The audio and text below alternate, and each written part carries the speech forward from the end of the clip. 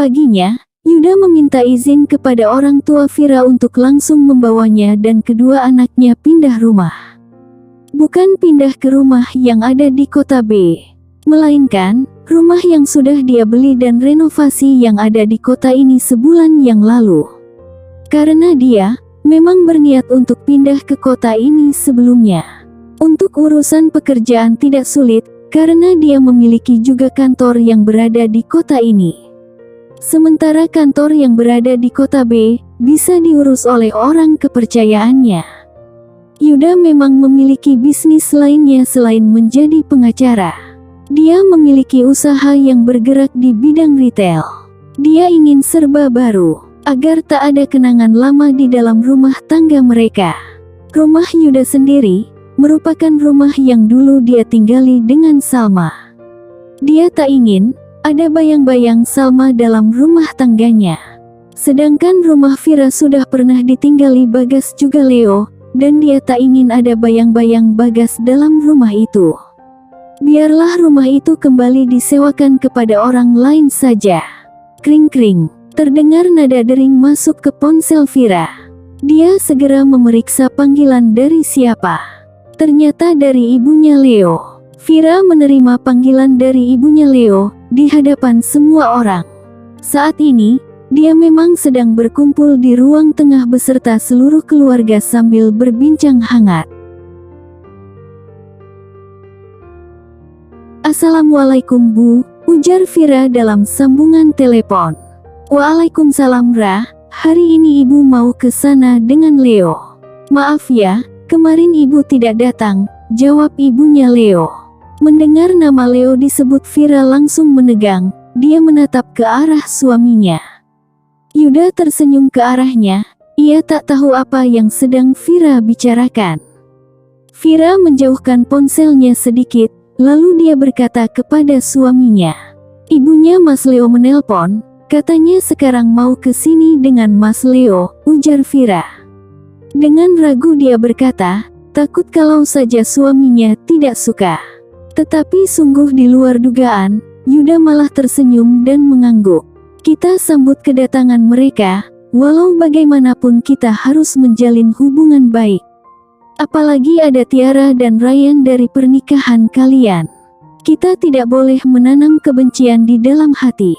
Mendengar perkataan Yuda, hati Vira seakan tercubit. Karena jujur saja, meski sudah memaafkannya masih terselip rasa benci di dalam hatinya. Dia begitu bersyukur bisa mendapatkan suami seperti Yuda. Tak disangka, suaminya itu ternyata berjiwa besar dan berhati baik. Tidak tersirat kemarahan ataupun kekesalan sedikitpun dari raut wajahnya. Meski sebenarnya, Vira tidak tahu saja kalau Yuda saat ini tengah menyembunyikan rasa cemburunya juga. Leo adalah pria yang paling dicintai Vira di masa lalu. Tentu saja sebagai suami, dia ada rasa cemburu. Namun begitu, Yuda bisa berjiwa besar. Dia menekan egois dan rasa cemburunya, dan lebih mementingkan kepentingan bersama. "Terima kasih, Mas," ujar Vira dengan mata berkaca-kaca. Yuda terkekeh melihat reaksi istrinya itu. "Hei, biasa aja dong. Kenapa terharu begitu?" mengelus puncak kepala istrinya penuh kasih sayang. Seluruh anggota keluarga yang kebetulan berada di ruangan itu tersenyum melihat interaksi antara Yuda dengan Vira.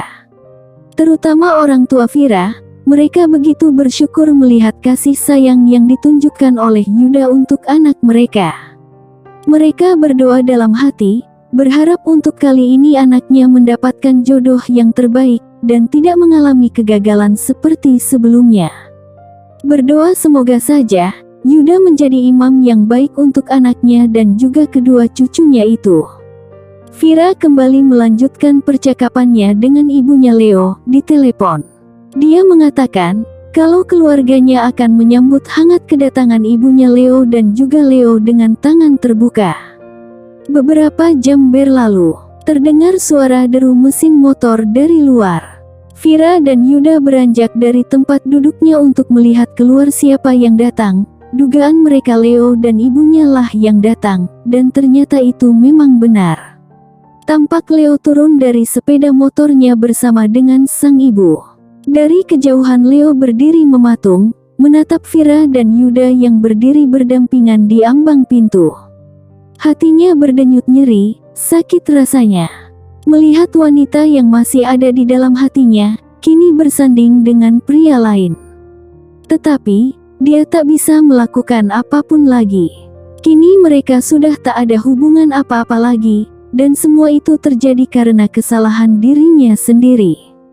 Kini hanya penyesalanlah yang tersisa, dan menggerogoti hatinya. Sang ibu menepuk lengannya pelan. "Leo, ayo, kenapa kamu malah bengong begitu?" ajak sang ibu, dan segera menarik tangan anaknya itu agar bergerak berjalan menuju ke arah di mana Vira dan Yuda berdiri. Leo mengerjapkan mata, baru tersadar dari lamunannya. Tadi, dia sempat mengingat semua yang telah terjadi antara dirinya dengan Vira di masa lalu. Masa-masa kebahagiaan yang pernah dilewati bersama. "Iya Bu," jawab Leo, kaku.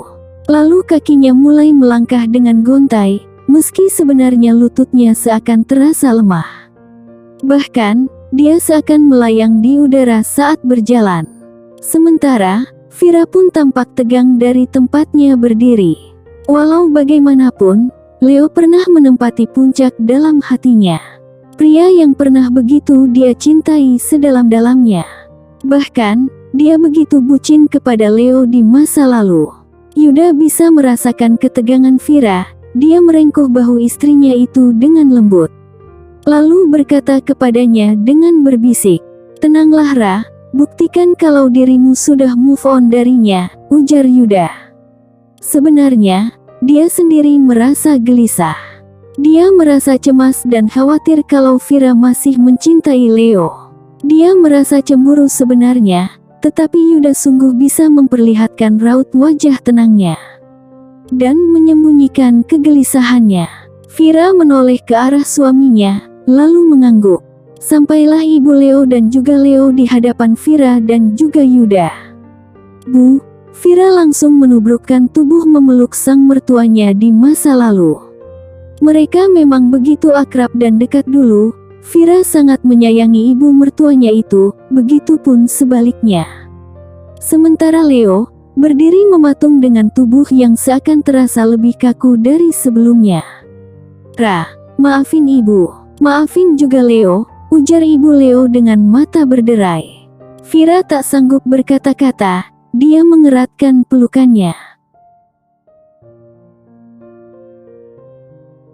"Nenek," terdengar suara pekikan anak kecil. Itu adalah suara Tiara dan Ryan yang berhamburan keluar dan memeluk neneknya. Mereka begitu merindukan neneknya itu. Sang nenek memeluk kedua cucunya setelah melepaskan pelukan dari Vira.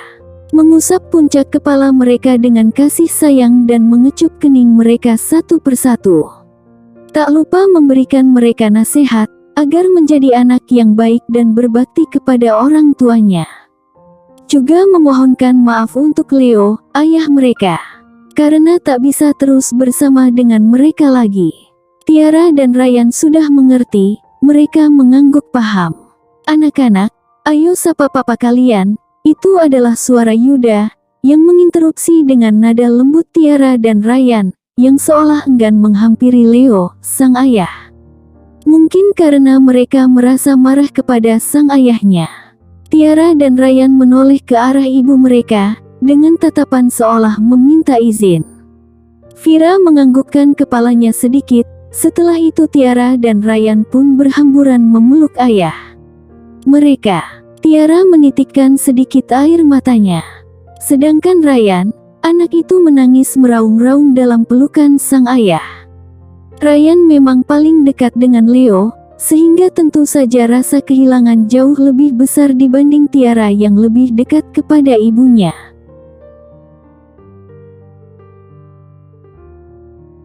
"Ara, Ray, maafin ayah ya.